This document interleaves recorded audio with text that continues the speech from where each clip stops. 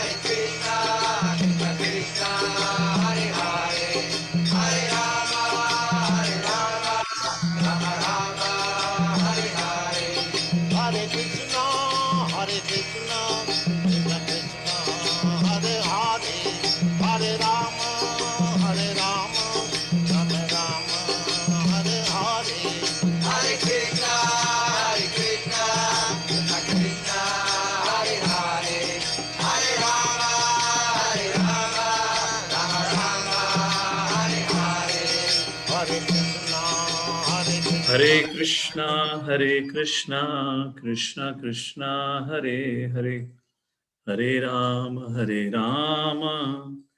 Rama Rama, Hare Hare.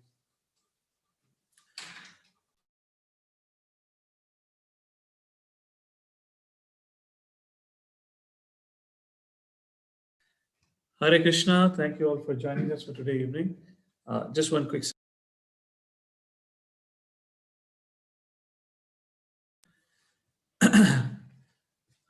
So, can I be made the host? So I can start sharing the screen.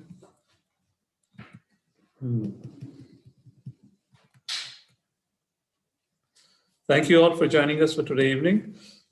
We'll be starting with our discussion on chapter 9 of Bhagavad Gita. So we'll begin our session with prayer, offering prayers.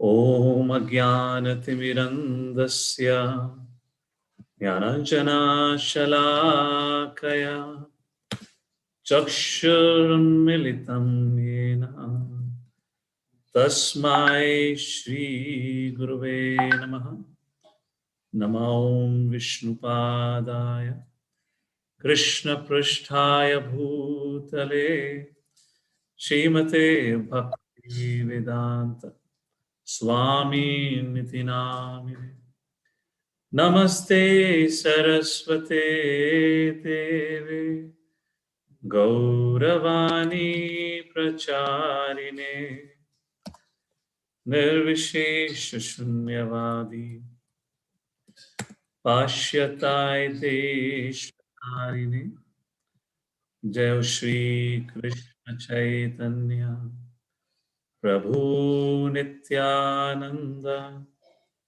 Shri Advaita Gadadhar Srivasadi Gaura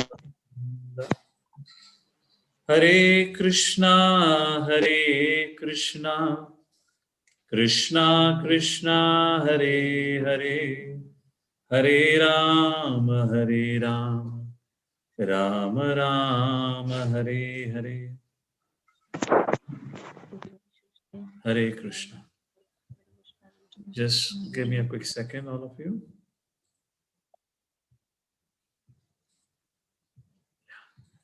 So thank you all for joining us for today evening for another session of Gita Essence, wherein we have been discussing the overviews of all the chapters of Bhagavad Gita. And this is based on the teachings of His Divine Grace, A.C. Bhaktivedanta Swami Srila Prabhupada. Jai Prabhupada. So yesterday we had discussed chapter 8, whose key subject matter was facing death, or where Lord Shri Krishna had discussed about the secret of transmigration, how a living entity acquires different kinds of bodies. So in this whole subject matter of chapter 8, the concept of prayena kale, how should one leave his body so that he can attain the perfect destination is being discussed. In essence, Lord Shri Krishna in this particular chapter talks about the subject matter of death, which generally people don't like to talk about. If somebody is found discussing about the subject matter of death, people generally would consider him to be a kind of a pessimistic, maybe probably mentally retarded or something. Why is he spoiling the movie of his life by talking about death? However, we talk or not, but it is nevertheless the reality of life. Like this, Lord Shri Krishna introduces all of us through the wisdom of Bhagavad Gita to 4 realities, inevitable realities. First, birth. Second, disease. Third, old age. And fourth, death. These are unavoidable realities. Now, we often forget the inevitability of death. Thus, in chapter 8, Lord Shri Krishna reminds us and more or less discusses about 3 or 4 very key important subjects. The very first subject, as I said earlier, is about the science of transmigration. Second, how to attain liberation, how to go back to Godhead, or how to attain to spiritual world, where in a practice we need to do 2 things. Anusmaran, to cultivate remembrance of Lord, and second is abhyasa. Now, abhyasa means practice, and in that context, Lord Shri Krishna spoke about two kinds of practices which he describes in chapter 8. I hope some of you, all of you can recall. The first is Sat Chakra Yoga, kind of a Kundalini yoga system, awakening the different chakras, which after describing Krishna says is very difficult, not meant for this day and time. Then Lord Shri Krishna describes about Bhakti Yoga. And the four advantages of Bhakti Yoga were described or were discussed yesterday. Bhakti Yoga gives us peace. Bhakti Yoga cannot be checked. The progress cannot be checked. Bhakti Yoga purchases Lord Shri Krishna, and Bhakti Yoga liberates us. Finally, in the end, there was a discussion about material world and the spiritual world. And finally, how people following other yoga practices like karma yoga, jnana yoga, or ashtanga yoga can attain to liberation. And like this, Lord Shri Krishna in this particular chapter had answered Arjuna's 8 questions. And the 8th question formed the subject matter for the rest of the chapter. After answering the 8 questions of Lord Shri Krishna, where Lord Shri Krishna concluded chapter 8 with a message that Bhakti Yoga is the best form of yoga, or Bhakti is the best form of yoga. Thus, we are coming to chapter 9, wherein Lord Shri Krishna is now going to discuss the specific knowledge required for performing this most confidential yoga, which is called as Bhakti Yoga. And thus, chapter 9 is titled as the most confidential knowledge. Just like a pearl which is hidden within a shell, or as a king, he travels being surrounded by his entourage. Similarly, the essence of Bhagavad Gita is revealed by Lord Shri Krishna in the 9th chapter, which is the middle or which is the central chapter of Bhagavad Gita. In this chapter, Lord Shri Krishna reveals the king of all knowledge and the most secret of all secrets. Here, Lord Shri Krishna explains the essence of Bhagavad Gita, the perfection of spiritual practice, and the ultimate goal of life. With that, let us take a look or define the acronym for this chapter, and we'll look into the details of the subject matter. Chapter 9, the acronym for it is defined as King, where Lord Shri Krishna talks about the King of all knowledge, where K stands for knowledge. So let's begin with it. Lord Shri Krishna explains that the knowledge he's about to impart is the most confidential, since it illuminates the true position and nature of the soul in relationship with the Supreme Lord. The knowledge which Lord Shri Krishna describes, as I said, is most confidential, and Srila Prabhupada explains that these confidential knowledge exist in 3 stages. And of course, the second part of the question, which is addressed in these 3 verses from verse number 1 to 3, is there any prerequisite for acquiring this confidential knowledge? So let's first of all study what is this confidential knowledge, and then we'll take to the second question. Is there any prerequisite? Is there any pre-qualification to acquire this confidential knowledge? So Srila Prabhupada in his purports explains the confidential knowledge in 3 stages. The first confidential knowledge was revealed by Lord Shri Krishna in the 2nd chapter, in the very first set of instructions which Lord Shri Krishna gave to Arjuna. Anyone remembers what did Lord Shri Krishna told Arjuna right at the beginning of Bhagavad Gita? I have enabled the chat in case anyone wants to type in their answer. Lord Shri Krishna, what was the very first foundational instruction of the knowledge or the confidential knowledge that Lord Shri Krishna gave to Arjuna? And that was Najayate Mriyate Va Kadachan. We are not the body, but we are indeed a spirit soul. So that's the level 1 of confidential knowledge. So that's called confidential. After that comes more confidential knowledge, where Lord Shri Krishna reveals about different types of yoga. And it talks about how you can build up your relationship with Lord Shri Krishna. That's more confidential, which is revealed. And finally, from 7th, 8th, and 9th chapter, we see where Lord Shri Krishna is speaking about the most confidential subject matter, which is called as Bhakti Yoga, pure devotional service, which Lord Shri Krishna establishes in 7th chapter. And same thing Lord Shri Krishna is going to establish in the 9th chapter. So 7th and 9th chapter are more or like same kind of a discussion. Just like 7th chapter began with importance of hearing. Hey Arjuna, hear now. Similarly, the 9th chapter begins in the same manner where Lord Shri Krishna begins to speak about, that I am about to tell you the most confidential knowledge. Hear from me, Arjuna. By hearing only you can understand about my tattva. So it's in the same manner how the 7th chapter, the discussion goes in the similar manner, the discussion for 9th chapter goes. So these are the gradations of the confidential knowledge. So the question arises, is everyone qualified to receive this confidential knowledge? If yes, then what is the meaning to confidential knowledge? There has to be some criteria, there have to be some parameter. And Lord Shri Krishna speaks about it in verse number 9.1 and 9.3. And Krishna says, the qualification to receive this knowledge, the first qualification is anasuyava, which means non-envious. You have to be non-envious, only then you can receive this knowledge. Just imagine, just imagine, if Lord Shri Krishna was giving this knowledge to Duryodhana, how Duryodhana would have responded or reacted. Just imagine if Lord Shri Krishna was speaking this knowledge to Shishupal, or Dantavakra, or even Jarasandha, or even Kamsa for that reason. Those who hated Lord Shri Krishna, who envied Lord Shri Krishna. So the nature of envy is such, even if the other person has all the good qualities, the envious person would only magnify that person's small flaw or the fault. In other words, the envious person only always looks at what is wrong in another person and ignores all of the good qualities, all of the good features of that person. Envious person thinks that all the glorification, all the credit, all the appreciation is due for me. No one else deserve it. Just like Duryodhana.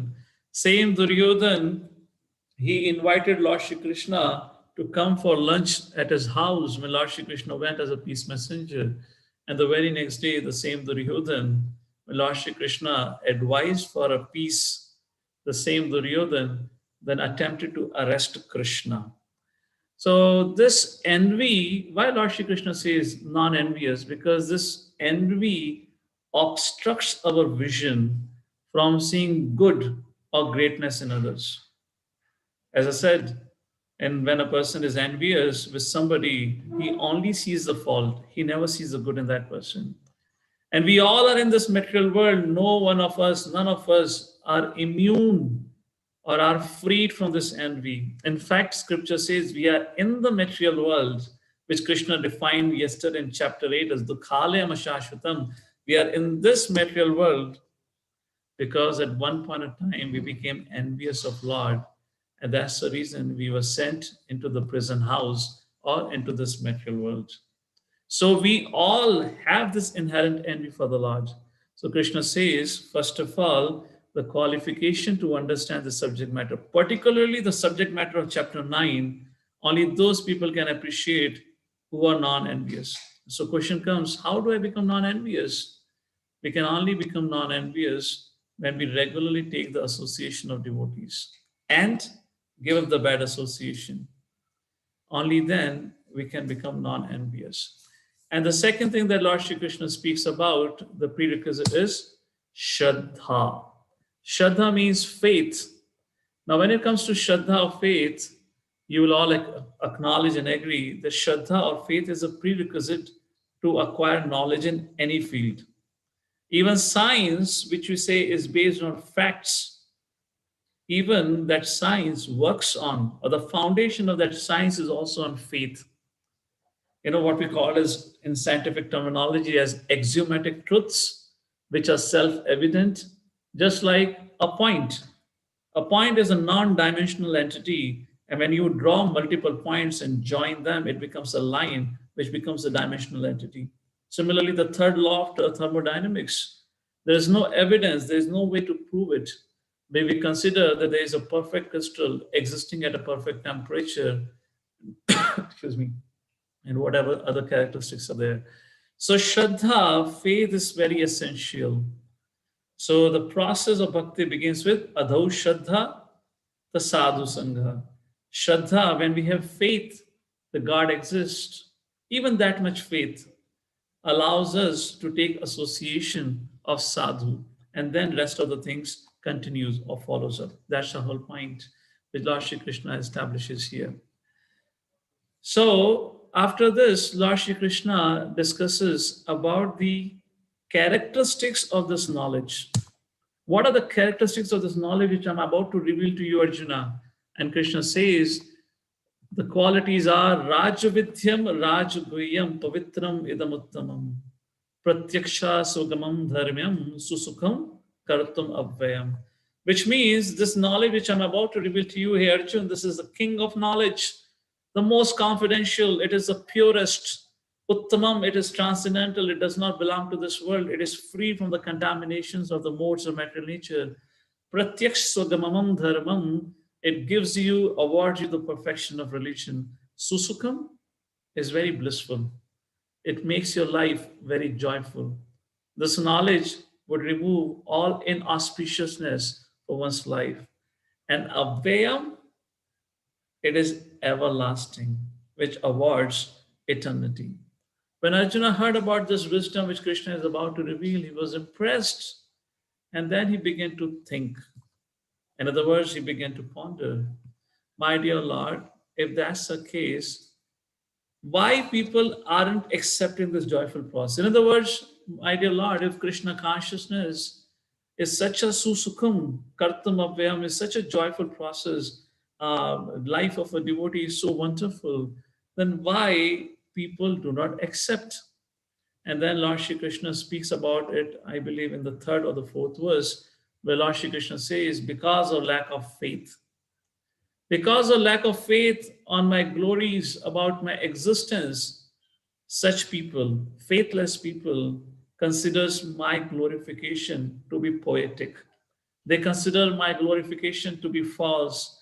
Therefore, as a result of their doubtful nature, they are forced to take birth again and again in this material world. But now, Arjuna, become attentive.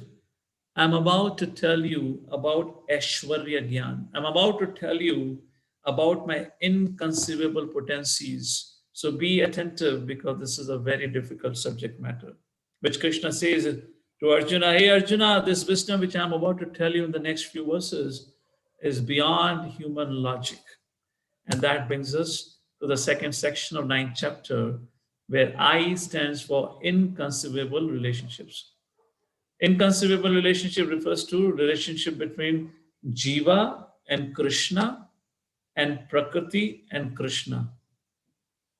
Why it is called inconceivable? Krishna says in this particular section that I am the cause of the creation. I am the cause of all the life. I am the cause of the creation, destruction, and maintenance. Yet I am not to be found in this creation. I pervade everywhere, yet you cannot see me with your eyes. Like this, Lord Shri Krishna makes a contradictory statements, but still Krishna establishes that everything in this creation that happens, beginning from the creation, maintenance, and destruction, are all done under my supervision. I am the supreme director, and the performer or the executor is my Bahiranga Shakti, which is called as external energy, or which is we loosely call as Maya. In this section, Lord Shri Krishna begins to speak about this inconceivable relationships, which implies, as I said, he is a cause of the creation, destruction, and maintenance. And in the end of this particular section, in the 10th verse, Lord Shri Krishna says, Maya Tyakshena Prakriti Suyate Sa Characharam Hetunanena Kaunteya Jagat Viprarivartate. Lord Shri Krishna says, this material nature, which is one of my energies, which refers to the external energy of the Lord, there are three prominent energies: external, internal, and marginal. This material creation is Lord's external energy. Spiritual world presided over by Srimati Radharani is Lord's internal energy. And jivas are said to be the marginal energy. Jiva is always a shelter seeker. So either he can seek shelter of the internal energy. If he does so, then he's called as Mahatma. We'll be discussing that ahead. While if he takes shelter of the external energy or this Maya or Durga Devi in that sense, then he calls as Duratma, because then he goes far, far away and gets entangled into the laws of this material creation. Lord Shri Krishna, through this discussion of few verses here, this is just a pep talk about Lord Shri Krishna's Aishwarya Gyan. 10th chapter is all about Aishwarya knowledge or Aishwarya Gyan. We'll discuss those subject matter in detail there. This knowledge which Krishna gives here establishes or gives an indication of the Lord's greatness and his capacity. And like this, Lord Shri Krishna concludes the discussion by explaining that although I'm present, I preside everywhere, yet I cannot be perceived. And the whole idea of this subject matter which Lord Shri Krishna brings here is to stimulate awe and reverence. When Arjuna heard this, he was a little perplexed. He kind of got some idea. As I said, this is a little difficult subject which will be elaborated in the 10th chapter. Then Arjuna began to think, my dear Lord, you create and pervade the unlimited planets. Your form is full of bliss and knowledge. You are the source of Mahavishnu. And yet, as Krishna, there are some people who despise you. There are some people who do not respect you as a supreme personality of Godhead. Why, my dear Lord? And this brings us to the third subject matter of this chapter, where N stands for non-worship. And this is the biggest section of this chapter 9, from verses 11 to 25. In this section, Lord Shri Krishna explains that different people understand him differently based on their consciousness. And the four categories, Lord Shri Krishna, 4 or 3 categories Lord Shri Krishna discusses here in this section. The first category are those who totally misunderstand Lord Shri Krishna. And who are these people who misunderstand Krishna? And these are the commonly found people in this world. These are the people who consider Krishna to be mere human, because Lord Shri Krishna appeared in a human form. So they think, whoa, what's so special about Lord? He's also a human being like me. Similarly, Duryodhana saw Krishna to be just a mere human. Despite seeing the universal form of the Lord, yet Duryodhana said, no, Krishna is a big magician. He is not a Lord. Similarly, Jarasandha, Kamsa, or talk about Shishupal, Dantavakra, Bhishma Pitama at Rajasuya Yagya, he boldly declared Krishna to be the supreme personality of Godhead.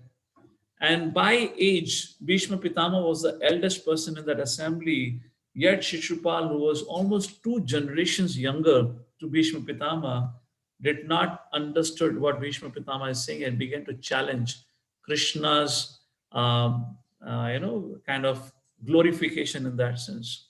So there are people like this who consider Krishna to be mere human like them, and they envy Krishna. So that's one level which will be discussed here. We're going to talk about it.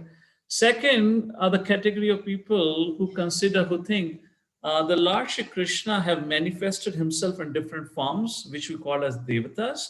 So you can either worship Krishna, you can either worship Devatas. It's all same. It doesn't matter. So Lord Shri Krishna is going to speak about this kind of worship also in this section.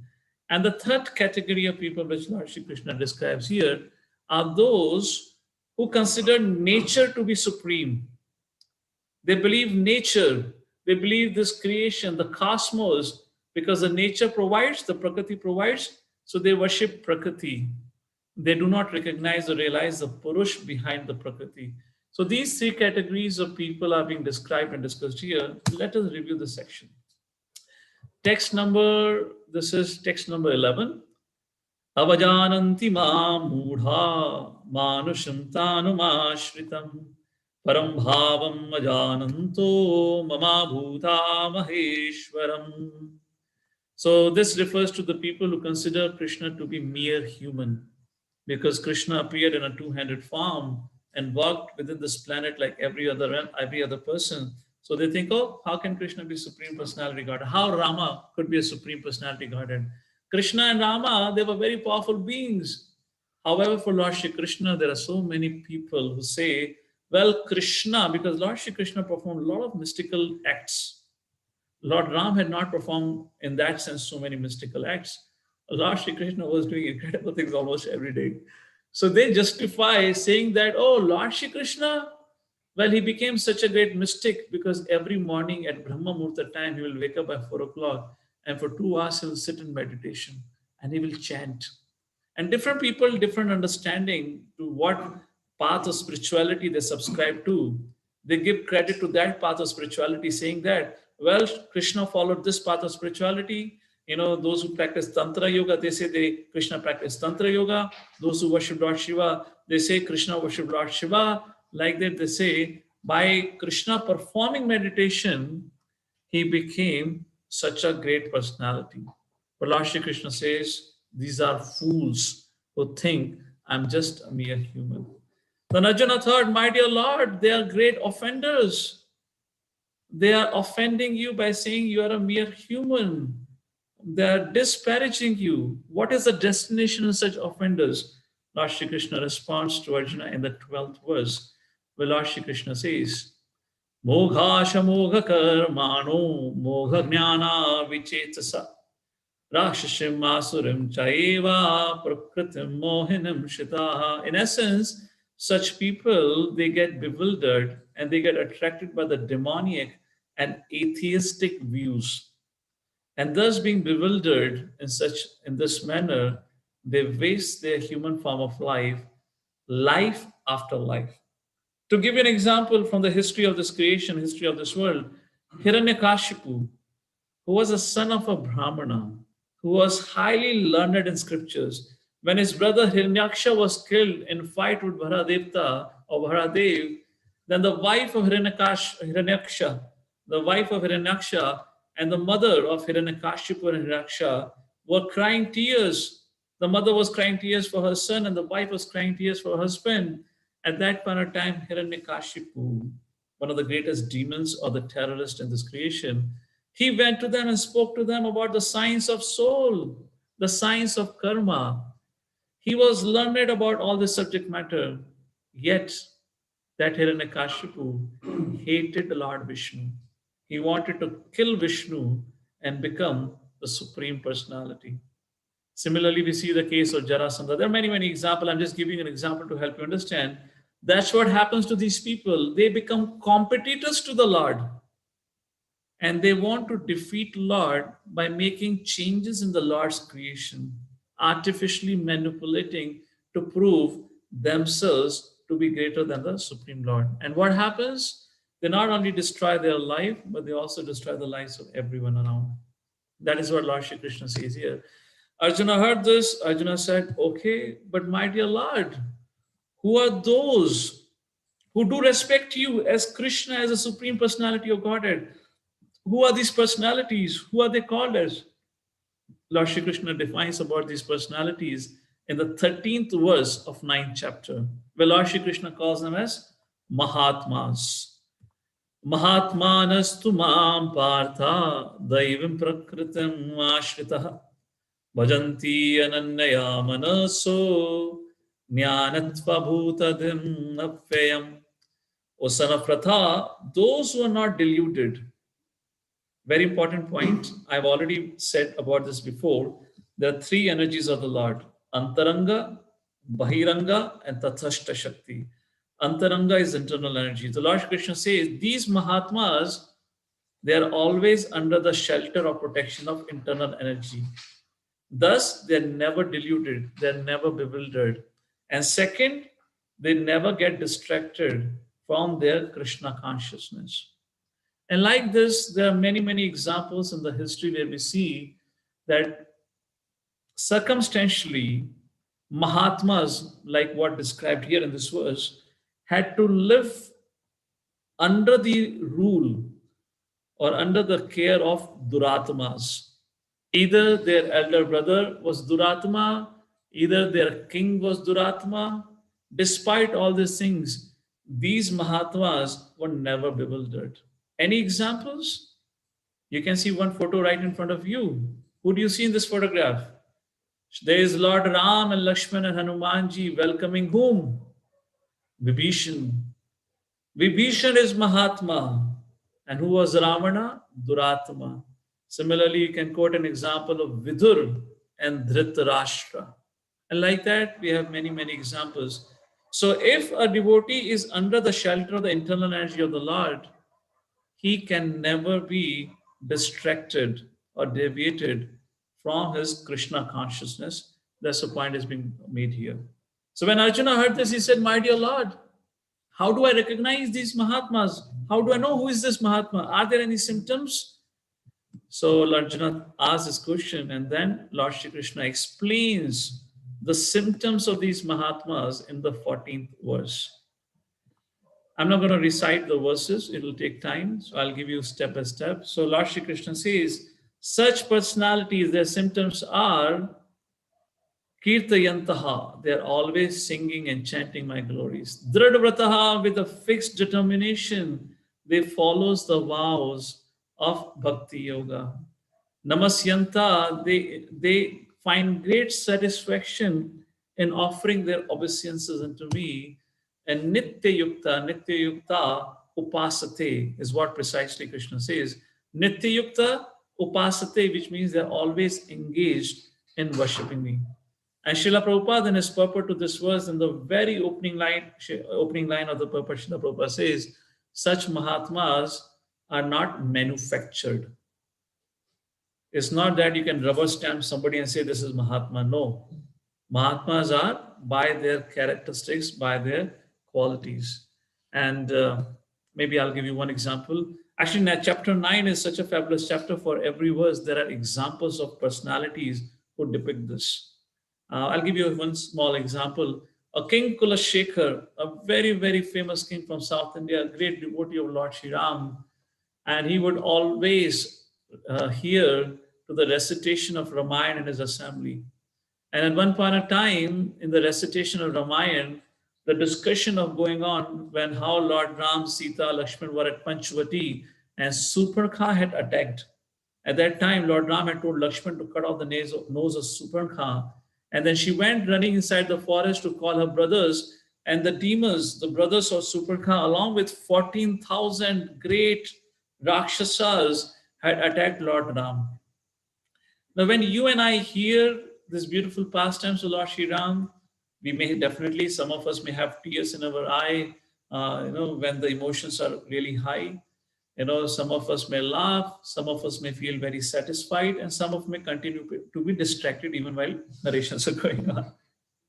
However, for King Kulashekar, he was so absorbed in hearing as if the pastime is happening right now. So when he heard this pastime, that Khardushan have attacked Lord Ram with 14,000 very, very powerful Rakshasa demons, King Kulashekar ordered his army, get ready, let's march to Panchavati. And King Kulashekar took his whole army to Panchavati. After going there, he got pacified. He was, the further narration was given to him that how Lord Ram have defeated them, and then he got pacified. Well, that was the degree of absorption. This is just one example of what it means, Satatam Kirtayanto Mam, which Lord Shri Krishna is describing here. They're always absorbed in remembering me, in worshipping me. And after this, describing this, Lord Shri Krishna now describes the other types of worshippers. As I said before, the other types of worshippers, those who consider the Krishna manifesting himself in different forms as Devatas, or the worshippers of nature like that. So this is described in the 15th verse. I'll not go into the technical terminologies here, but this is what Krishna says. There are three other types of worshippers, and they all are indirectly worshipping me. Ekatvena in oneness, Prataktuvena, which means diverse as many, which means Devatas, considering Devatas to be same as Lord. Bahuda Vishwato Mukha, considering this universal form or the nature to be the Lord. Like that, they worship. So all these people who are engaged in worship of something which is not directly Krishna or the Lord, indeed they're indirectly worshipping the Supreme Lord. And Lord Shri Krishna tells that although they have, such people have sidestepped the direct worship unto me, where they had an opportunity to have one-on-one direct relationship and a darshan of me, but yet they have taken to a detour and a long winding path to come and attain me. So here, I'm not going to go through the flow of the verses which are given in Bhagavad Gita chapter 9. I will give you the summary of it and we'll discuss the subject matter. Who are Devatas? Who is Brahma? Who is Vishnu? Who is Lord Shiva? Who is this Durga? What are these different incarnations? Who are these great personalities which our Vedic scripture describe? So let's talk about this, which is the essence of these 9 verses which are given here. So question is, if Krishna is that one God, then what about others? There are so many personalities. So our scripture talks about 4 truths.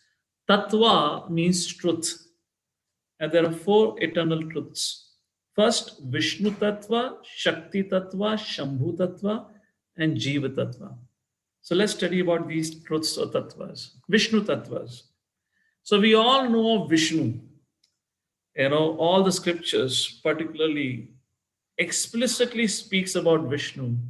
You will not get to see or you'll not get to hear or read too much about Krishna when you read Upanishads or any of the scriptures in general. Of course, Lord Shri Krishna is glorified a lot in Padma Purana, Skanda Purana, Puranas, and Srimad Bhagavatam, Bhagavad Gita. But when you talk about Upanishads, you will generally find the reference to Vishnu. So my question to all of you is, how many kinds of Vishnus are there? Is there only one Vishnu or there is more than one Vishnu? I couldn't have a poll for all this, but we can have some quick discussion on the chat. So let's see where you all are, what you understand. Okay. So Narada Pancharatra gives a verse which talks about it. Vishnustu trini rupani purushakhyani yato vidu. Ekam tu mahatashastra dvitvam tu anda samsitam. Trityam sarvabhutastham tani jnanatva vimuchyate. Which means Vishnu in this material creation, Lord Shri Krishna expands himself in 3 Vishnus, starting with Mahavishnu, Garbhodakshay Vishnu, and Shirodakshay Vishnu. Mahavishnu, I'll make it simple statement about it. Mahavishnu is from whom the whole creation manifests. Not this universe, but all the unlimited universes manifest from the body of Mahavishnu, who is also known as Karanaya Daksha Vishnu. Then we have Garbhodaksha Vishnu, refers to Vishnu entering every universe, and from whose Garbha the lotus manifests. And on the top of the lotus, you have Brahma. And then you have Shirodakshay Vishnu, who further enters into the each universe and takes the form of a Paramatma. So the Paramatma, the super soul that we all have within our heart, is Shirodakshay Vishnu. So Vishnu's name we find all over the scriptures because Vishnu manages the universal affairs. That is the reason his name is quoted so many times. Because as you can see, Mahavishnu, Garbhodaksha, Shirodaksha, Vishnu, they are the one at large doing all the creation, maintenance, and destruction. Vishnu Tattva and Jiva Tattva. So let's talk about the expansion, how scripture describes how the expansions of all these incarnations happens. So the scripture says, original supreme personality of Godhead, Lord Shri Krishna, Krishnastu Bhagavan Swayam, Etacham Sakalhapam Sa Krishnastu Bhagavan Swayam is the verdict of Srimad Bhagavatam. Same, our Brahma Samhita says, Ramadi Murti Shukala Niyamena Tishtan Nana Avatara Dakarod Bhuvaneshu Kintu Krishna Swayam Sambhavat Paramo Pumanyo Govindamadi Purusham Tamaham Bhajami. Even Lord Brahma declares Krishna Swayam Sambhavat Parama Pumano is the original personality of God. So Lord Shri Krishna's first expansion is Balaram. And from Balramji's expense, the Chaturvyu incarnation known as Vasudev, Anirudh, Sankarshan, and Pradyumna. And from that comes Narayana expansion, Lakshmi Narayan that we know of.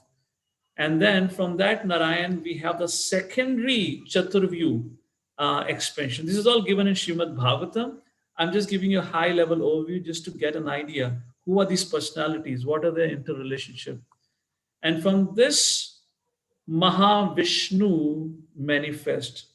From Mahavishnu, from who all the creation, all the material creation happens. And from this Mahavishnu, expansion of Mahavishnu is Garbhodakshay Vishnu, who resides in the Garbhodak ocean, and from whose navel comes Brahma.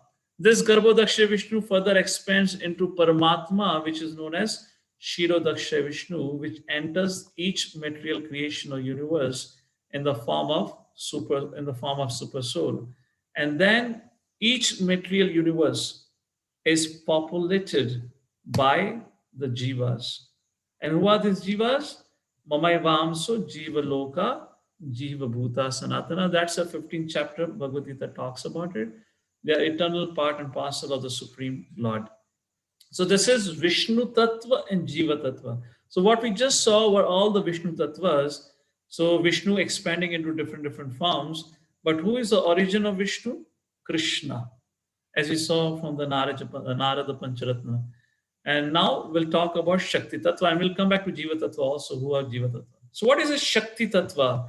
The feminine aspect of the Supreme Lord. The Shakti Tattva refers to the Radharani, Lakshmi, Sita Devi, Durga, etc.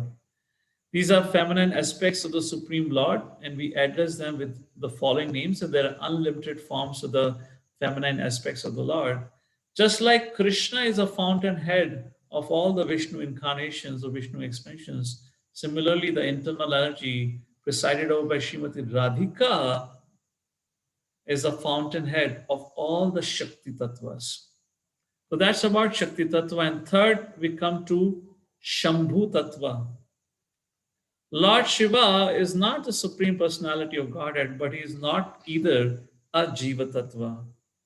And to explain this concept, Brahmaji describes and explains how Shambhu is different than Vishnu. And he speaks as follows, a very beautiful verse, where Lord Brahma says in Brahma Samhita, Shiram yathadati vikara vishesha yoga sanjayate nah tata pratak asti hetu ya sambhutam api tatha samupayati karyat govindamadi purusham tamaham bhajami. Where he says, Shiram yathadati vikara vishesha yogad. Vishesha yogad, by a special process, milk gets transformed into a yogurt. But constitutionally, yogurt is what? It's milk only, because it has come from milk. However, in its characteristics, yogurt is different than milk.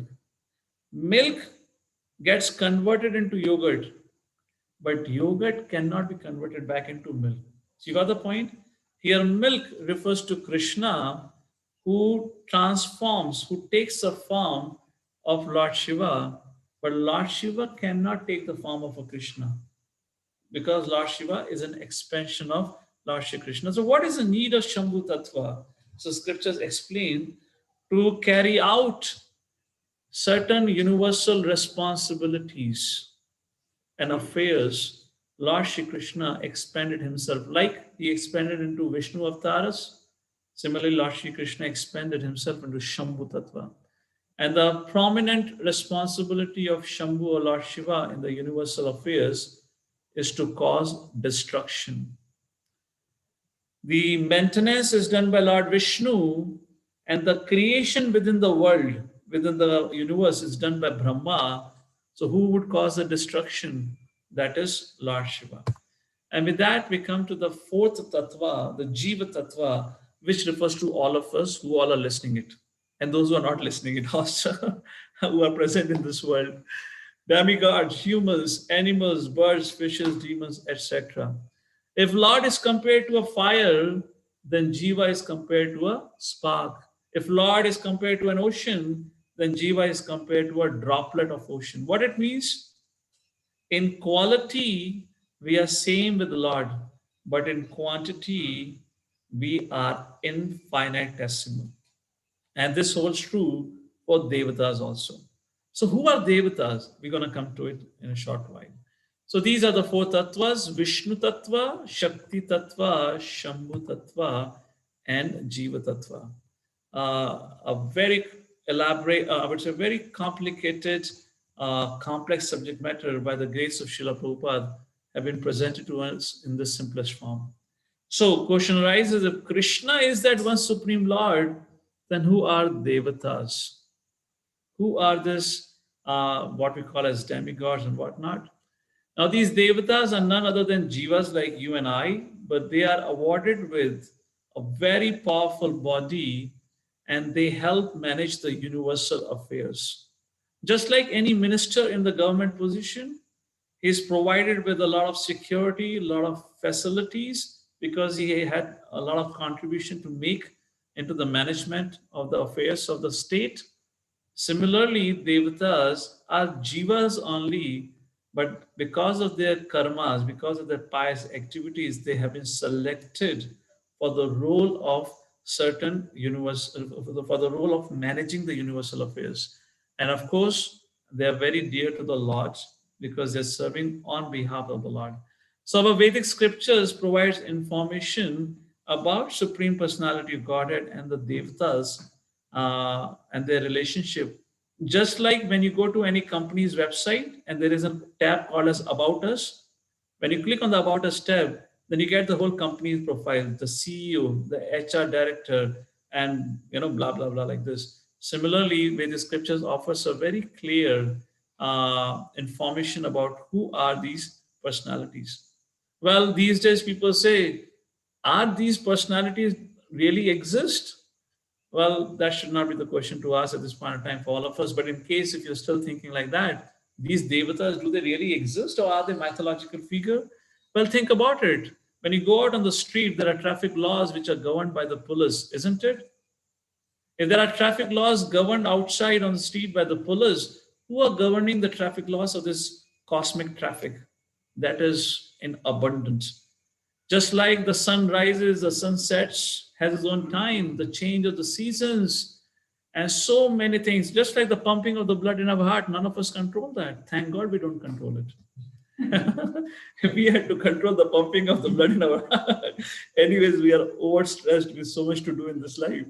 Thank God we don't do it. So much is provided, so many things are happening, what we think as happening on its own, but it's all happening by the perfect management of these elevated personalities who are called as Devatas. So let's take a look at it. For any administrative structure of a company, we will have the following positions like this, right? Where you have a CEO and then you have the sales, finance, marketing, purchase, country head, and whatnot. So we're going to do this quickly, and you have to be really fast on your chat box. Let's see if you can identify in this universal company, the CEO, the supreme CEO position is already taken. Nobody can replace that. Who are holding on to the other positions? Let's begin with it. So in this administrative structure of the universe, who do you think is holding the position of electricity minister? Who is holding that position. Of course, I have already put a picture there. You can easily make. So yes, the sun god. It's already visible. All right. Who is the construction minister in this administrative structure of the universe? That is Brahma. What about the water minister to ensure that we have supply of water? That is called Varuna, the ocean god. What about the water distribution minister? We get water. Who is that? Who arranges for the rainfall? That is our Indra, the king of Devatas. The power minister. Who is the power minister? The Agni, the fire god. What about the wind minister? That is Vayu. Now think about it. We see as if these things are happening on their own, but actually these are managed by certain personalities. There are deities who are presiding it. Who is the home minister? I'm definitely not talking about Amit Shah right now, okay? I'm not talking about government of India. I'm talking about the universe. The home minister for this universe is Durga Devi. What about the defense minister? Rajnath Singh, right? I'm talking about Rajnath Singh here. We're talking about Kartikeya, the commander-in-chief. Education minister, Saraswati, the goddess of learning. Like this, sorry, I'm just running a little faster so that we can complete the subject. Human resources minister. Now this I definitely want you to guess. What is the role of a human resources minister? To place you, to interview you and to place you on the post of a peon, to the post of a manager, to the post of a CEO. They're also hired. So who do you think does the job of a human resource minister? Trust me, you are educated or uneducated, does not matter. You have to meet this HR guy for sure. This one HR guy. None of us can avoid this one HR person in our life. Who is this HR person who we all have to see? Yeah, he is Yamarajji. The placement officer to send you to the heavenly planet, to send you to the earthly planet, or send you to the Narklok. And finally, who is the grievance minister? जिसके पास सब भागे भागे जाते हैं. मेरे जीवन में इतना संकट है, इतना कष्ट है, प्रभु मेरे जीवन के कष्ट संकट को भगा दीजिए. Of course, the photo is there. What to speak about it? Ganesh ji. The finance minister, Kuber. Mental health minister, Chandra, the moon god. Like that. So let's move forward. Is it diminishing to address these great beings as demigods? Demi means semi. In other words, little gods. Somebody is a devotee or worshipper of any of these devatas, he or she might feel a little offended. Hey, what is this? You're telling my God to be semi-god? Is it like that? Well, think about it. We have a post of a prime minister, and then there is a post of a deputy prime minister, right? We call it deputy prime minister. Prime minister and deputy prime minister, right? There's a secondary post to that. And then you have ordinary citizens. Now, is the deputy prime minister post by any means an insult? It's a great acknowledgement. So when we call them Devatas or demigods, when Srila Prabhupada translated Devatas into English as demigods, it's not an insult. It's a great recognition of those Jivatmas who have been given these positions. So what is the difference between the Lord and the Devatas? Well, here is the difference for all of you. Krishna, the Lord, is one, whereas Devatas, their number is just 330 million, not much, all right? Of course, it's a big universe. There need to be a lot of people involved to manage it. Post, Krishna is the supreme, whereas Devatas, their post is temporary. It keeps on changing. Whereas for Krishna is eternally the supreme personality. Where do they reside? Krishna resides in the spiritual world, whereas Devatas, they are part of this material creation. Their activities, Krishna's activities, if you have seen in any temple of Lord Shri Krishna, is only enjoying life. He's playing his flute. So his only task, only activity is to love and to be loved. And Devatas, they are the one who manage the universal affairs. And the body is eternal, and for Devatas it's temporary because they're part of this material creation. Let me just quickly run through the 5 very important FAQs on Krishna versus Devatas. So this whole subject matter gets clear to us. What is the difference between worshipping Krishna and Devatas? While Krishna gives us what we need and Devatas give us what we want. I'll give you a very simple example. Imagine a child goes to a shop and he asks for a smoke.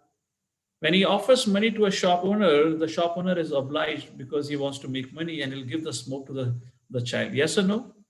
Or maybe a teenager. Whereas if that teenager or the child goes to the father and asks for money, and father says, "Why do you need money?" And the teenager or the child says, "My dear father, I want to buy smoke," he probably is going to get one japa. You know, he'll get a tight slap on his face. So that's the whole point. Krishna would only give us what is beneficial for us because he's our eternal father. Whereas when it comes to Devatas, it's an exchange. That's the difference. Second, it is only Krishna who can award liberation. Devatas cannot. Just like we know Hiranyakashipu, Ravana, both worshipped Brahma. And when they asked for immortality, they said, Brahma said, Baba, I am not immortal. What can I make you immortal? So that's the whole point. The motive to worship Krishna is love, whereas for demigods is to fulfill one's material desires. And the blessings from Krishna, what we get of blessings are eternal, whereas from Devatas, they're temporary because even Devatas' tenure into their position is temporary. Then question arises, why is demigod worship recommended in the scriptures? Well, demigod worship is recommended because not everyone will be inspired to worship the Supreme Personality of Godhead because there are gradations of consciousness. So Lord Shri Krishna have created a system where people at least would go to the Devatas and acknowledge that there are higher powers who are making our life sublime and progressive so that we can rise above this doership mentality. So Lord Shri Krishna himself recommended the worship of Devatas in scriptures, and chapter 3 we had already discussed that. However, the worship of Devatas is not independent of the Lord. Why? Because even if you have to worship Devatas, we begin that with reciting of Om. Om refers to the absolute truth. Third, is demigod worship condemned in the scriptures? Not at all. You know, in Bhagavad Gita, 3rd chapter, we already saw Lord Shri Krishna talking about that we should perform yajna, and I have created the system of a mutual dependency between jivas and the devatas. It's not condemned. But what is condemned is the motivation of the worshipper, where he goes and worships devatas, just like Hiranyakashipu, Ravana, and many other. They worshipped the devatas with a desire to destroy, with a desire to exploit the material energy. That is condemned. Fourth, is it practical to worship all the devatas independent of Krishna? Well, you can try. The number, anyways, is very less, only 330 million. So you can start trying to worship all of them. Well, the answer is, jokes apart, no, it is not possible. Scripture says Krishna is like a root of the tree, and devatas are like the branches and the twigs. So if you water the root, the whole tree is nourished. Similarly, if we worship the Supreme Personality of Godhead, then all the devatas, then all the living entities, the whole world is nourished. Can I approach Krishna if I have material desires? Yes. Bhagavad Gita, 7th chapter, verse number 16. Chaturvidha bhajante ma jana sukritino arjuna artho arthati jikyasu jnani cha bharata sabha. Yes, we can. Akama sarva kama va moksha kama udhariditi tivrena bhakti yogena. And what this is a very common doubt which everyone asks or everyone have in their mind, and where they're fearful of stopping to worship the devata. They say, "Oh, if I stop worshiping the devata who I've worshipped all my life, then would they get angry? Would they punish me if I divert my attention to serving Krishna?"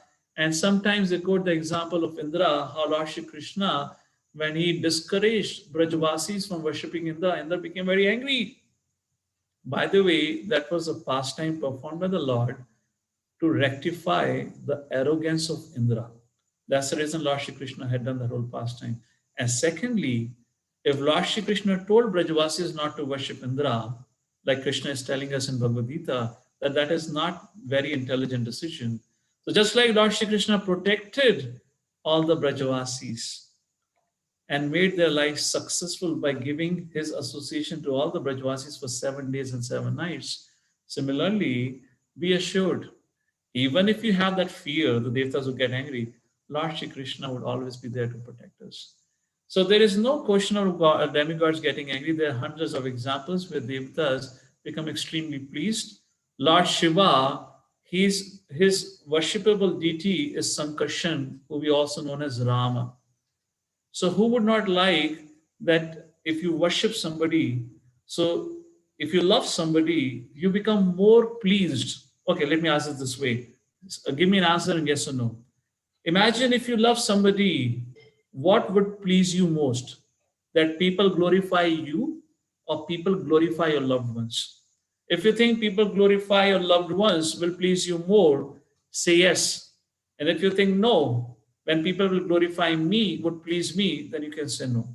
Well, the fact is, if we love somebody genuinely, then we love to see that person being glorified. So why would Devtas would not be pleased when they see that we all are taking to the worship of the Supreme Lord? So in conclusion of this subject matter of the verses up to 25, the essence is the Krishna is the supreme object of worship. Thus, Bhagavad Gita establishes the personal form of the Lord to be the highest and the most complete manifestation of the Supreme.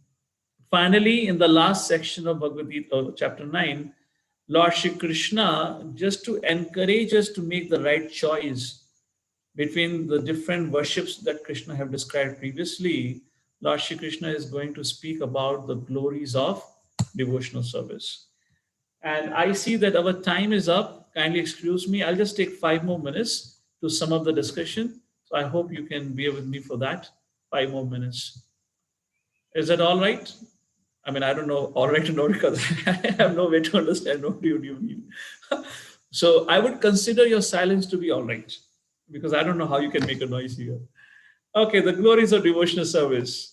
Text number 26 to 34. Very, very important and a beautiful section. I would strongly recommend you to please do read Srila Prabhupada purports. And the idea of the subject matter is to help us make the right choice. What kind of worship we should do. So very first point, Lord Shri Krishna says in the 26th verse of 9th chapter, Bhakti is very simple, Arjun. No complications. Patram pushpam phalam toyam yo me bhaktya prayachati tadaham bhakti upahritam ashnami prayatatmanah. If one offers me with love, patram, pushpa, phala, patra means leaf, pushpa means flower, phala means fruit, toya means water. If one offers with bhakti, then I would accept it. It doesn't matter, you don't require any material qualification, doesn't matter you're a PhD holder or a failure, you're a poor or the rich person. Everyone, anyone can get this patra pushpa phala toya. Anyways, these are provided by the Lord. We are taking what is provided by the Lord and offering Him. So what we offer is not the subject matter. Krishna says if it is offered with an intention of bhakti is what pleases me. So bhakti is very simple, but it requires only one qualification, and that is it should be offered with the mood of pure devotion. So when Arjuna heard this, he became a little bit stressed. He said, my dear Lord, I totally appreciate this idea. I acknowledge bhakti is very simple. But I don't think so that everyone is qualified to perform pure devotional service. It's just not possible to immediately do so. So what should such a person do? Lord Shri Krishna answers Arjuna in verse number 27. Yad karosi, yad asnasi, yad juhosi, dadasi. Hey Arjuna, perform Nishkam Karma Yoga. Yad karosi, whatever you do it as a service to me. Yad ashnasi, whatever you eat only Krishna prasadam. Yad karosi, yad ashnasi, yad juhosi dadasi. Whatever you give it as a charity in the means, whatever you give away, which means a charity. Give charity which propagates which helps establish Krishna consciousness or spiritual consciousness. And finally, yat tapasya, whatever tapasya you perform, which are prescribed by the scripture, which furthers your Krishna consciousness, which means for all of us, you all have your jobs, you continue doing that, but try to utilize some of the results of your hard work in the service of the Lord. Eat only Krishna Prasadam. And anyways, charity is a very important dharma of Grahastha. And lastly, austerity, the only austerity prescribed in this age of Kali Yuga, which is not that difficult, is to chant the Hare Krishna Mahamantra. Get up early in the morning and do take advantage of this very auspicious Purushottam Mass. And if we do any spiritual practice in this auspicious month, then we get results, multiple times of our spiritual practice in any other time. So in like this way, Lord Shri Krishna says that live your life in such a way so that you do not forget me. And what is the result if you perform Nishkam Karma Yoga? Krishna says if you perform Nishkam Karma Yoga, you will get freedom. And you will say, Baba, freedom? Prabhuji, 1947 में freedom मिला ना अपने को? No, that is external freedom. We are still bound to our desires. We are still under the bondage of Sattva, Raja, and Tamaguna. And Krishna says, when you perform Nishkam Karma Yoga, even if not with if you not have a capacity to perform pure devotional service, but if you perform Nishkam Karma Yoga, which is almost like a pure devotional service, then you will gain freedom from the duality, Sukha Dukha Samay Kritva Labha Labho Jaya Jaya. You will become equipoised to the changing situations in life, and you will develop a direct relationship with me. Arjuna said, okay, my dear Lord, I feel a little pacified. But, my dear Lord, you're speaking about your devotees. That your devotees would get this, your devotees would get that. What about those who are non-devotees? Are you partial?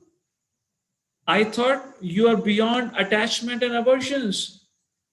But it looks like you are favoring your devotees.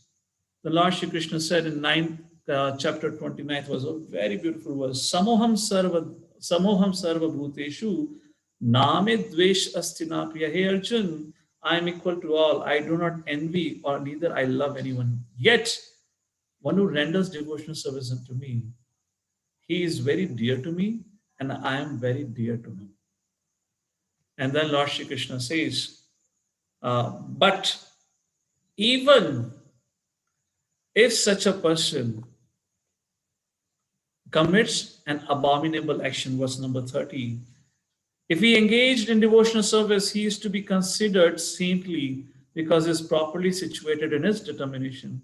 Although I am equal to all, but yes, I do give special favor to my devotees. And if that devotee accidentally, unavoidably commits some sinful activities, Krishna says he is still to be considered a sadhu.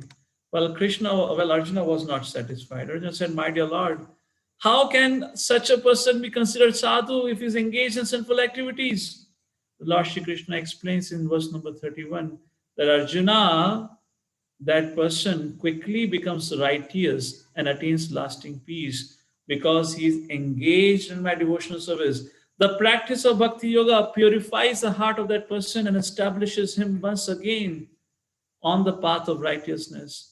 But Arjuna was not yet convinced. He said, my dear Lord, but how do I understand the person who has performed a sinful activity? How can I call that person sadhu? Then Krishna becomes angry. He raises his eyebrows and he says, hey Arjuna, declare it boldly that my devotee never perishes. Arjuna was stunned for a while. For the first time, he saw Lord Shri Krishna becoming angry when he doubted the mercy of Lord Shri Krishna on his devotees. Or in other words, when he doubted the devotees. Again, Krishna said, hey Arjuna, my devotees never perish. Then Arjuna said, my dear Lord, why are you asking me to declare it? Why don't you declare it?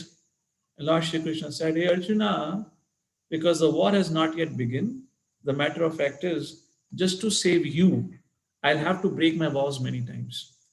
So I can break my vows for the sake of my devotees, but I would never ever uh, I would never ever allow the words of my pure devotees to become untrue. Because if you will declare it, your words will remain true forever. Like this, Lord Shri Krishna speaks to Arjuna and establishes the glories of Bhakti Yoga and the devotees. And finally, Lord Shri Krishna concludes in a very, very important verse of Bhagavad Gita, which is repeated twice. Manmana bhava mad bhakto madhyajinam namaskaru. In other words, Lord Shri Krishna says, hey Arjuna, the essence of the essence, because chapter 9 reveals the most confidential knowledge, the knowledge about the pure devotional service, the relationship between a pure devotee and Lord Shri Krishna. The 34th verse of chapter 9 gives the essence of Vedic scriptures, and that is to become an unalloyed devotee of the Supreme Personality of Godhead, to absorb one's mind, one's activities, and one's thought always in the service of the Lord. Like this, there is a beautiful reciprocation and relationship between the Lord and his dear devotee. And an example of that, I'll conclude with that. When the war of Mahabharata had ended, Yudhishthira Maharaj had been crowned as a king of the whole world. Just right after the ceremony, the very next morning, Yudhishthira Maharaj went to Lord Shri Krishna. He said, my dear Lord, please listen to me. And it was early in the morning, and Lord Shri Krishna was sitting in a pose of a samadhi. His eyes were closed and he was deep in meditation. And he saw Yudhishthira was surprised that Supreme Personality of Godhead is in trance.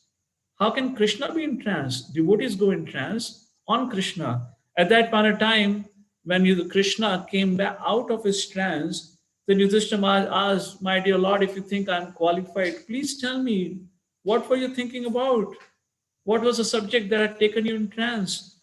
And at that time, Lord Shri Krishna said, very beautiful thing that Mahabharata describes. Lord Shri Krishna said, hey Yudhishthira, my dear beloved devotee, Bhishma Pitama, is in the final stages of his life, and he is constantly thinking about me. Therefore, I am constantly thinking about my dear devotee.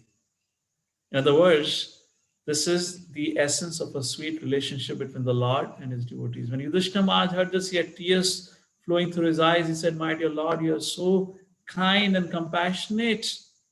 At that time, Yudhishthira Maharaj asked permission of Lord Shri Krishna, can we go and meet Bhishma Pitama? And Lord Shri Krishna said, yes, that's what I want to do. I want to go and meet Bhishma Pitama and fulfill his desire before he departs from this world. So just like devotee is absorbed in remembering Krishna, similarly, Krishna is absorbed in remembering his dear devotee. And that is the essence of the essence. This chapter 9 of Bhagavad Gita brings out the sweetness and the confidential relationship between the Lord and his pure devotee. With this, we conclude the chapter 9. A big subject matter we have tried to conclude at our capacity. If you would like to know more in details, I believe there are 5-6 sessions which we did in Gita Live, which you can find on our YouTube channel. So this was the acronym KING, knowledge, the confidential knowledge, the inconceivable relationship between the Lord with material energy and the Jivatmas. And then non-worship, we talked about 4 tattvas, Vishnu tattva, Jiva tattva, Shambhu tattva, and Shakti tattvas, and relationship between Devatas and Lord Vishnu. And finally, concluded with glories of devotional service. With that, we come to the conclusion of the very important chapter of Bhagavad Gita, titled as the most confidential knowledge. With that, we thank you all for hanging on, for staying tuned up for today's discussion. Very grateful to all of you. Jagat Guru Srila Prabhupada ki jai. What's the time? 7:20, Prabhu. Hare Krishna. Sorry, we went a little overboard today. So we have 2 things. In case if you have some very important question, I can take a question 1 or 2, or else on this occasion of Purushottam Mass, we can chant for 10 minutes, do a small kirtan. So again, I don't know how to ask the audience, So if you all keep your videos on, then give me a thumbs up or thumbs down, so I'll get to know what you want. If you all up for chanting, right? We all up for chanting, Prabhus? Chanting, please. Okay, let's give me my things. So those who have question, they can send a question to me and we'll reply to you over offline. So I don't need to be on this now, right? I can close this? Yes. Hare Krishna. You tell that I'm joining in short while, huh?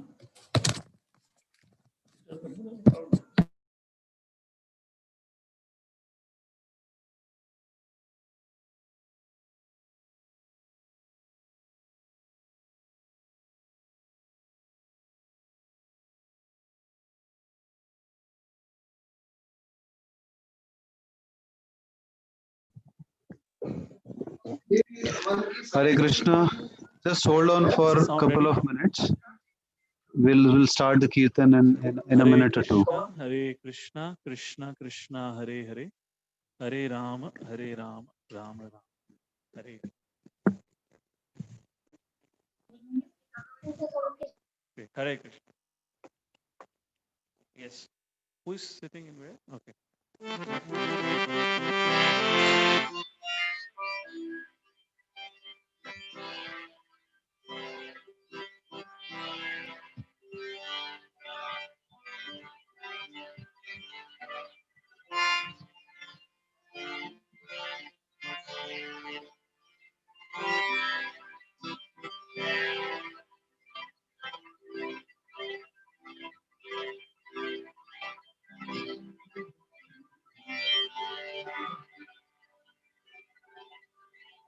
Hare Krishna.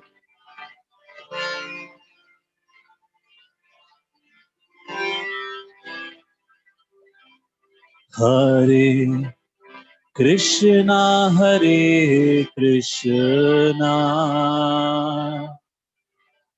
Krishna Krishna, Hare Hare, Hare Rama, Hare Rama, Rama Rama, Hare Hare.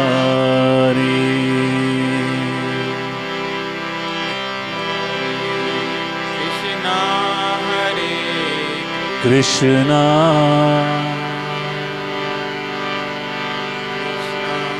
Krishna, Hare Hare,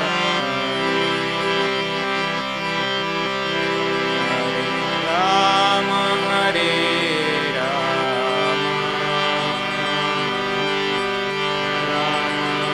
Rama, Rama,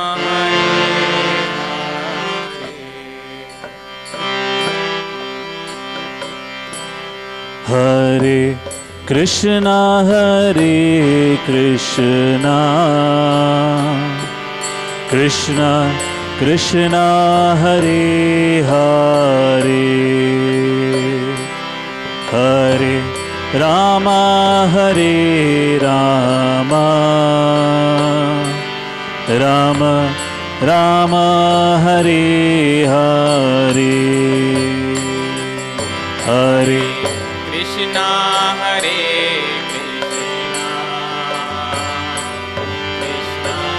Krishna, Hare Hare, Hare Rama, Hare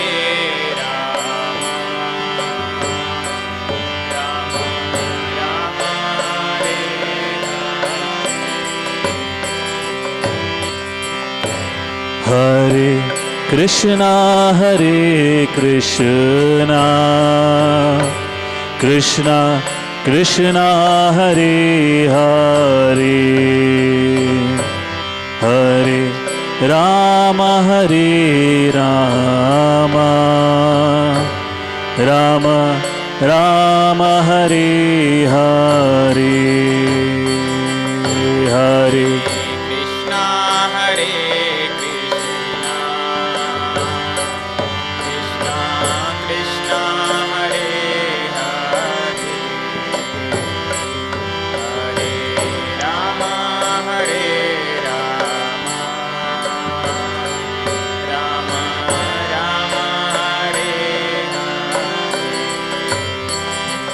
Hare Krishna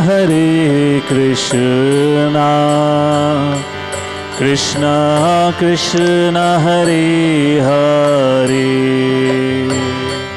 Hare Rama Rama Rama Hare Hare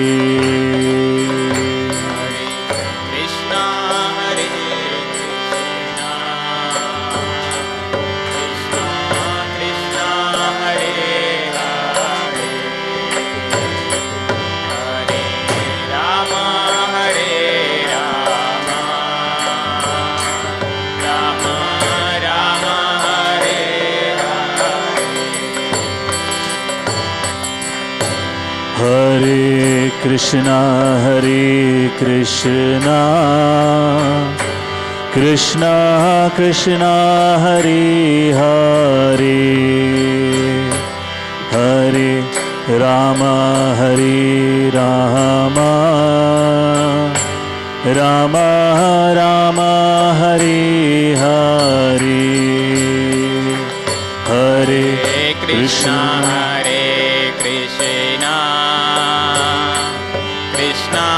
Krishna Hare Hare Hare Rama Rama Rama Hare Hare Hare Krishna Krishna Krishna Hare Hare Hare Rama Rama Rama Hare Hare Hare Krishna Krishna Krishna Hare Hare Hare Rama Rama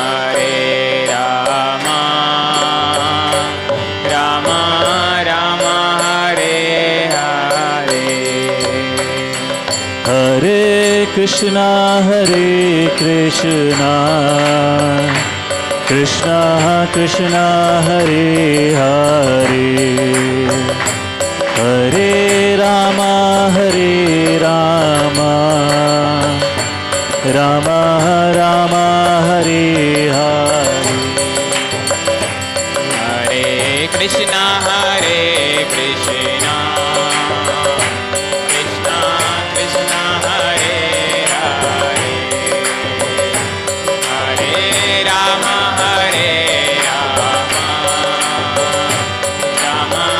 Rama Hare Hare Hare Krishna Krishna Krishna Hare Hare Hare Rama Rama Rama Hare Hare Hare Krishna Krishna Krishna Hare Hare Hare Rama Rama Hare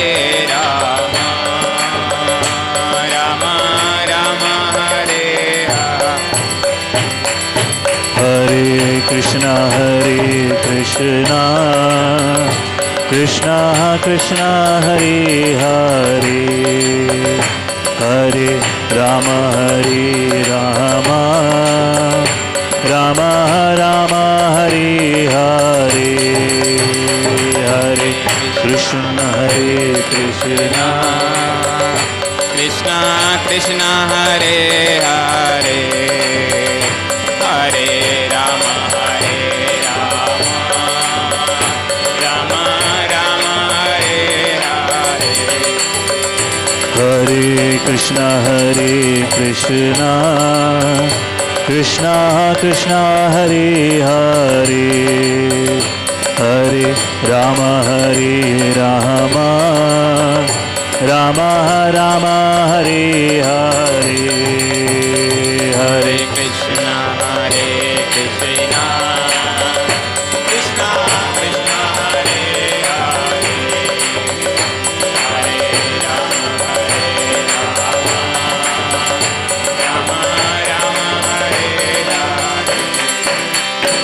Hare Krishna, Krishna Krishna, Hare Hare, Hare Rama, Rama Rama, Hare Hare, Hare Krishna, Krishna Krishna Krishna, Hare Hare Rama, Rama Rama, Hare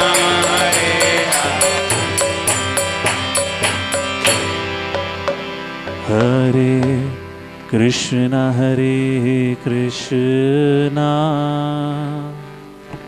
Krishna Krishna, Hare Hare,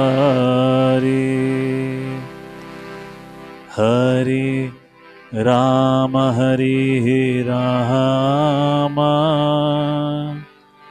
Rama Rama, Hare Hare.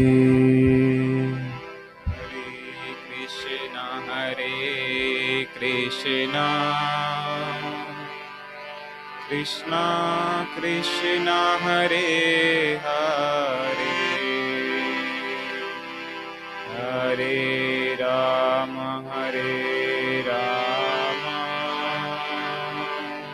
Rama Rama, Hare Hare. Shri Harinam Sankirtan ki Jai. Jagat Guru Srila Prabhupada ki. If there are any questions remaining, in case one or two questions, we can take that. So Gaurav Prabhu, you can make the final call, or else we conclude our session for today. Krishna willing, we'll meet next weekend on Saturday again, where we begin our discussion on the opulences of the Absolute Truth, chapter 10, and on Sunday, chapter 11, the universal form of the Lord. Hare Krishna. Yeah. Hare Krishna. Do we have any questions? I did not find it in the chat. Maybe Hare we can. Krishna, Prabhuji, I have a question. So can I ask now? Yes, Medhavani Mataji. Just a second, maybe. Prabhuji, are you able to hear?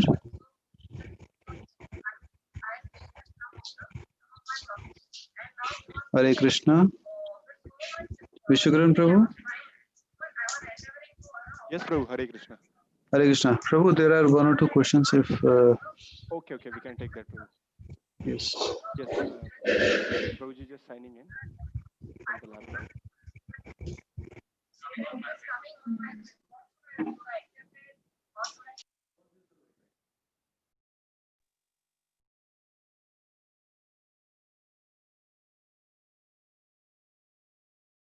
Krishna. Hare Krishna, can I ask? Yes. Yes, Mataji. Am I audible? Very much. Okay. Hare Krishna, Prabhuji, thank you for the wonderful class and also the wonderful Harinam Sankirtan. So my question was relating to, something that you explained today and also was covered in one of the previous chapters. This is about the yoga ladder. So you mentioned that, the various steps are Karma Yoga, Jnana Yoga, Ashtanga Yoga, and finally we come to Bhakti Yoga. And Bhakti Yoga is we perform our duties, but for the pleasure of the Supreme Lord. And Karma Yoga is distinguished from karma, like where you don't have any desire for fruit of results. So Karma Yoga also is performing your activities for the pleasure of the Lord. Detached to the results of the activities, right? And there is also Bhakti, Karma Mishra Bhakti, right? Where, I want to understand what is the difference when you're actually practicing Bhakti Yoga and you're doing Karma Yoga for the pleasure of the Lord. So what is the difference? Because Karma Mishra Bhakti is totally different, where you engage in the process of Bhakti, but you still have attachment to the results, right? Is that the right understanding? And the second question is, if you're performing your Karma Yoga, you're performing your duty for the satisfaction of the Lord, how is it different from Bhakti Yoga? Because Bhakti Yoga is also performing of duties for the satisfaction of the Supreme Lord. So can you please help understand? Thank you. Hare. As we discussed today in the 9th chapter, when Lord Shri Krishna said, Patram Pushpam Phalam Toyam, Yome Bhaktya Prayachati. So that the feeling, the devotional feelings cannot arise in the heart of a conditioned jiva immediately, because the heart is filled with a lot of, the lust, anger, greed, all those anarthas. So we follow the, the bhajana kriya, or what we call as sadhana bhakti, to purify our heart. So Krishna says, offer, with devotion. And therefore Arjuna was like, my dear Lord, what if you're asking for a pure devotional, when you do with pure devotion, then I accept it. So what about, my dear Lord, about me or anyone else who are not yet on the stage of pure devotion? What can that person do? Lord Krishna said, well, before than that, you can perform Nishkama Karma Yoga, where you can engage your senses, the fruits of your work in the service of the Lord, which is a stage prior to the Bhakti Yoga. So this Karma Yoga, Jnana Yoga, Ashtanga Yoga, Bhakti Yoga includes all the limbs of Karma, Jnana and Ashtanga Yoga. It's not independent stages, but depending on our level of advancement, we engage in different aspects of Karma Yoga, Jnana Yoga and Ashtanga Yoga. Let me answer this question specifically to your context as a practicing devotee in Krishna conscious movement. So first of all, again, our practice of devotional life is ultimately dependent on the purity of our heart. Now, Srila Prabhupada, because we are following the Guru and Acharyas, Hari, Guru, Vaishnavas, or we are following the orders of Guru and Gauranga, that way it becomes Bhakti Yoga. But yet we are not yet cultivated those emotions of devotion. How many of you agree our practice of devotional life, let me ask you only, you can reply yes or no, is more on a platform of a duty. Maybe some loving devotion, emotion, the sentiments might have arisen for you, but more or less at large, chanting over 16 rounds of Hare Krishna Mahamantra every day is more on the platform of a duty, not on the platform of spontaneity. Yes, more on the platform of duty, for sure. Yes. So that's the whole point. We are not yet at Raga Nuga or the advanced stages where we perform devotional service, where we perform our service to Lord Shri Krishna in the pure mode of devotion, where the devotional sentiments are arising. That's the reason we all are, qualify ourselves either in the different stages of Karma Yoga, maximum on the different stages of Karma Yoga, and those who have made some more advancement, they could be on different stage of Jnana Yoga, like that. But Prabhuji, you mentioned about this, like this mention of this escalator and the step by step, right? So it said that Prabhupada also says that, Srila Prabhupada says that, Bhakti Yoga itself is divided into Sadhana Bhakti and Vaidhi Bhakti and Raganuga Bhakti. So we are on the mode of Vaidhi Bhakti. So I'm not able to understand how does it fit in the yoga ladder as Karma Yoga also, because that means we are taking the staircase and not the elevator, right? Because if we are on the elevator, we are, Because we are working under the direction of pure devotee of the Lord. So we are not going through the ways of the staircase where we are trying to find out what's our destination. There is a difference. We are working under the instruction of the pure devotee of the Lord. So we know what is our goal. But right now we are not qualified to be on the stage of Bhakti Yoga according to the yoga ladder conditions. Right now, our mind and heart allows us to function on the Karma Yoga stage where we perform our bhakti as a matter of duty. So in that way, but we are on the Bhakti Yoga ladder itself. We are not away or off of it. So that subject matter where Srila Prabhupada said that Bhakti Yoga is an elevator process, you don't have to go through that. It refers to those who are practicing these different stages of yoga on their own. But for those who are practicing this yoga, the practice of Bhakti Yoga under the guidance of pure devotees of the Lord, in our case, our Srila Prabhupada and current acharyas, then our act is called as Bhakti Yoga. But technically, when we discuss, the definition of Bhakti or Bhakti Yoga is Anya Vilashita Shunyam, which you will also recognize that yet we are not at that stage. Maybe part of it you're there, but if you're not entirely fitting into the definition Rupa Goswami, so then we are on the little lesser stages, but we are on the right track. There's nothing to worry about it. So you don't have to get into this the quagmire of the technical terminologies. Am I a karma yogi? See, Krishna says in Bhagavad Gita, karma yogi and bhakti yogi or buddhi yoga, there's no difference because the goal is same. Goal is to serve the Supreme Lord. One is performing his devotion to me according to his qualification. Arjuna, you're not qualified right now to renounce and go because you still have the need to perform duties. You have the urge to perform duties according to guna and karma. So you be a karma yogi. So don't consider yourself to be that you're lesser than a bhakti yogi or buddhi yogi. It's one or same. All Okay, right. thank you so much. Hare Krishna. Do we have anything else, Karapu? Or maybe let me just ask all of you directly. Yes, Prabhu. Prabhu, there are a couple of YouTube questions, so maybe we can take those. Okay, we can take that quickly. Yes, one is from Pallavi Mataji. She's asking, is anyone can become Saraswati or Ganpati? Yes, these are the roles, these are the posts. But for them, you might have to, really perform a lot of severe tapasyas and austerities for hundreds of lifetimes. I guess better in one lifetime you become a pure devotee and go back to Golok Vrindavan. Then continue to perform tapasya for hundreds of lifetimes. And although there's no guarantee you'll succeed in that or not. So these are posts, these are jivatmas, yes. The roles of Indra, Surya, and all these personalities, these are posts like the ministers in any cabinet. Gaurav Prabhu next. Yes, Prabhu. Prabhu, next is from Prey MNR. He's asking, is Rama and Krishna are same? And if I am a Rama devotee, is it the same as Krishna devotee? Well, when it comes to worship of Lord Ram, the mood is different. The prominent mood in worship of Lord Ram is Dasya Bhav, like Hanumanji, the predominant. You cannot act like how Arjuna acted towards Krishna. If you have to go and keep your hand on the shoulder of Lord Ram, you're definitely going to get a big punch of Hanumanji. How dare you deal with my Lord like this? Because there's a lot of awe and reverence. So in the worship of Lord Ram, or worship of Lord Narayan, awe and reverence is a prominent quality which establishes Dasya Bhav. Well, when it comes to Lord Shri Krishna, there is a Dasya Bhav, there is Sakhya, there is Vasalya, there is a Madhurya, there is a Shantaras. So there are different modes of reciprocation available, or the moods of reciprocation.